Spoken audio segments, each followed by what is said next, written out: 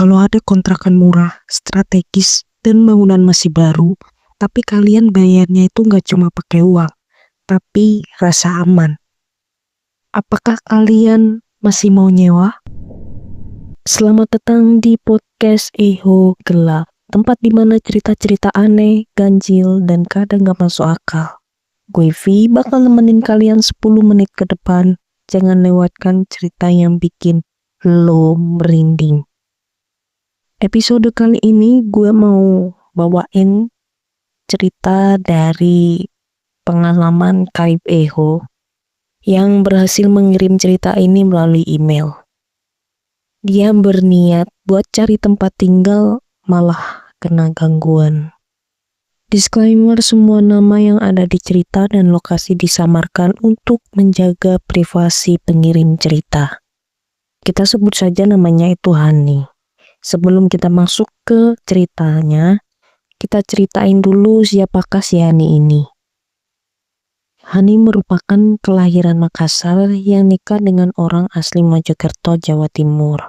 Di pernikahannya ini Hani dikaruniai 3 orang anak, 2 perempuan dan 1 anak laki-laki. Kehidupan Hani ini terbilang cukup sederhana ya.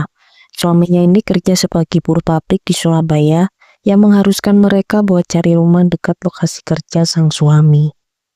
Sebelumnya si Hani ini tuh tinggal di sebuah kos-kosan campur. Karena barangnya itu semakin hari semakin bertambah banyak, dia dan suami memutuskan untuk cari kontrakan aja.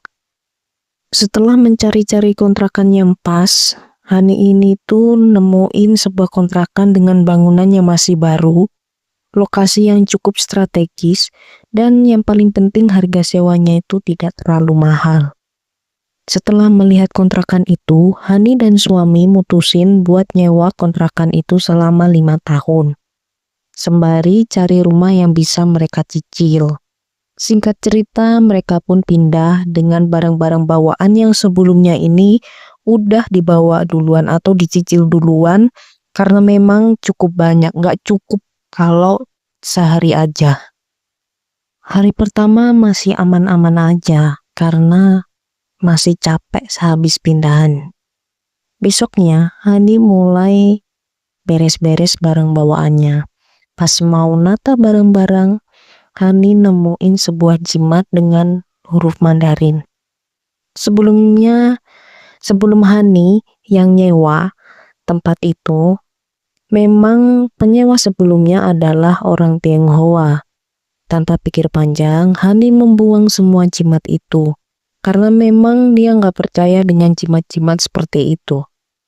Hari ketiga sudah Hani nempatin kontrakan itu. Selama ini belum ada kejadian aneh yang dia rasakan, selain menemukan jimat itu. Malam ini suaminya dapat shift malam. Alhasil Hani ini hanya tinggal berempat dengan ketiga anaknya.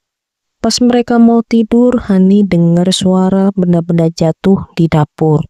Tapi di situ dia masih berpositif thinking. Mungkin aja itu tikus yang lagi jalan dan nyenggol perabotan dapurnya. Suami Hani ini tuh pulang pukul 5 pagi. Saat suaminya pulang, Hani mulai masak di dapur. Mulai masak air untuk mandi suaminya dan masak buat sarapan anak-anaknya yang mau berangkat sekolah.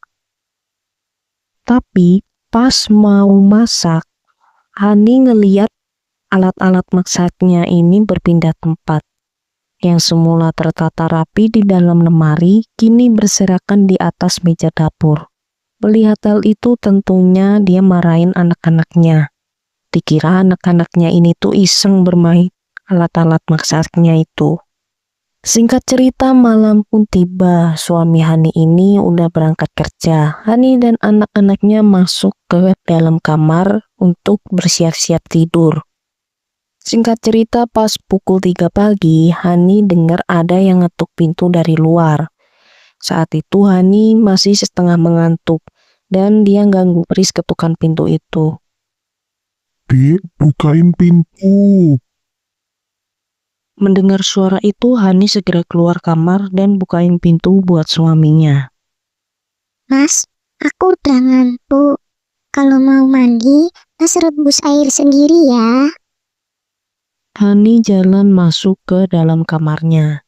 Pas mau tidur, Hani dengar teleponnya itu bunyi.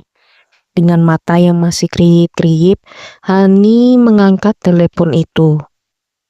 Dek, Mas hari ini pulang telat ya. Soalnya ada kerjaan yang harus diselesain saat ini juga. Paling jam 6 pagi Mas baru sampai. Dengar suara telepon itu, Hani langsung buka matanya lebar-lebar.